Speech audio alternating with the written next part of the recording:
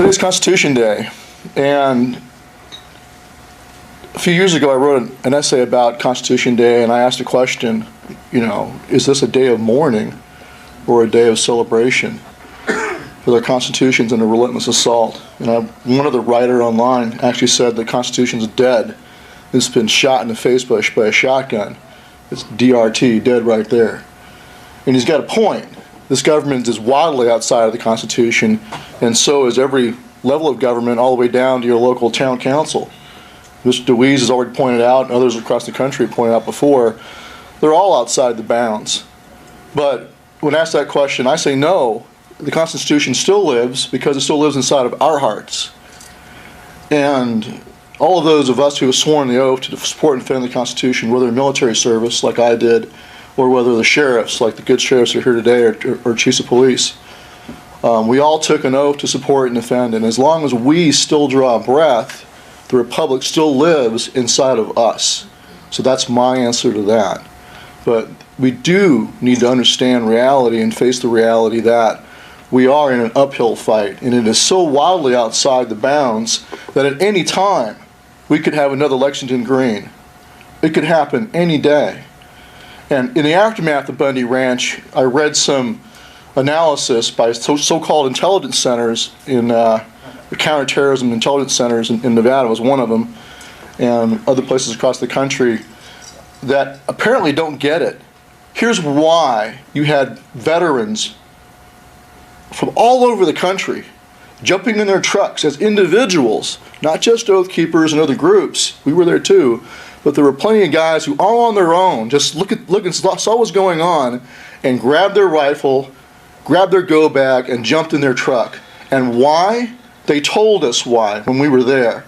It was the presence of military snipers, trained Special Forces snipers that they knew were on the other side, pointing their sniper rifles at a ranching family. That was the number one reason why they rolled out. It was because our government was treating that ranching family with less respect than they would treat someone in Iraq or Afghanistan, where they're still trying to win the hearts and minds. The attitude of the government in this case was, we don't care about winning your hearts and minds, we're going to show you who's boss. Here comes the boot on the back of your neck, and it's wearing a Special Forces foot inside that boot. That's why. And on our side, and here's the message I have for the federal law enforcement that were there, you need to understand how close you were. It was not going to be a Waco where it's going to be you, well-trained professionals, against untrained men, women, children in a church. It was going to be you against other well-trained American fighters. There was one MARSOC Marine who was there who rolled up. No one even knew he was going to show up. He shows up. He just got out of the Marine Corps. 300 kills in Afghanistan behind a .338 Lapua sniper rifle. And he ran into a young Marine who'd driven down by himself from Oregon who happened to have a .338 Lapua.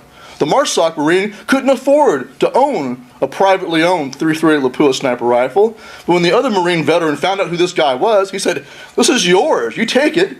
Give me your M4. They swapped rifles. So now you had a MARSOC Marine who knew what he was doing on the other side of the scope, looking at those Special Forces veteran snipers.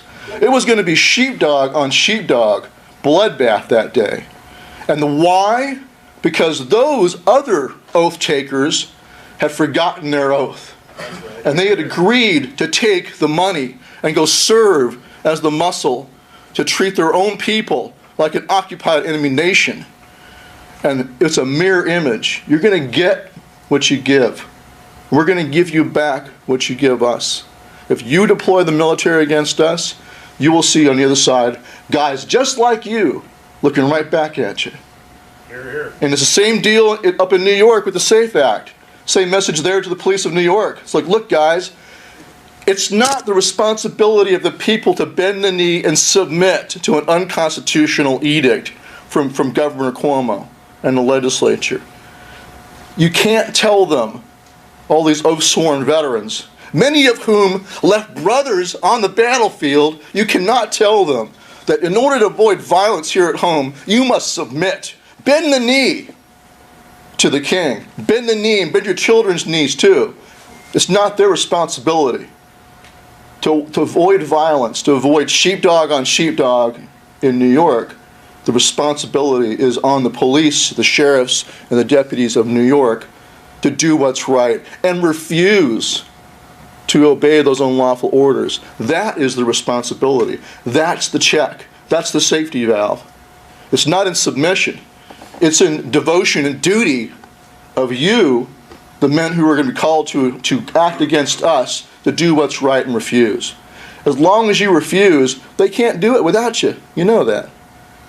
So I had the privilege of riding over here in a car with Sheriff Crepinelli and his wife and kids. Also here is Denny Pyman, an awesome sheriff from Kentucky, who came to Bundy Ranch with us. And that's another good point, as Mr. Pratt was saying earlier. You had Brad Rogers there. He came on our behalf. You had Sheriff Pyman from Kentucky. We also had Jeff Christopher from Delaware show up also.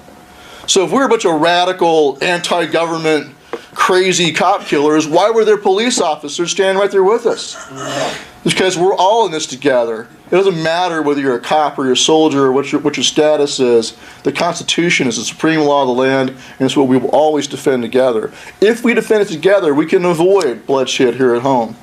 But if we allow our police to militarize and turn into an occupying army, or we allow our military to be used here at home domestically against the people, there will be another fight.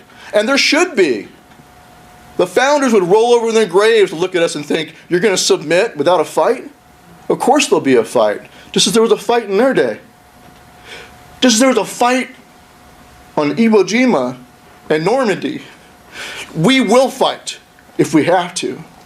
But if you do what's right, if you understand your oath, and if you simply respect and obey the Constitution, we don't have to go there. But don't fool yourselves. Don't listen to Southern Poverty Law Center and other nonsense that, oh, we can't tell why they went down there. There's all kinds of crazy crackpot theories. No. It was snipers. It was militarized contractors looking like they just came out of Afghanistan or Iraq. And it was the violation, plain violation of the First Amendment, the big reason why guys showed up. Those ridiculous First Amendment areas where they're told you can have free speech inside this box. Of course, everyone ignored them.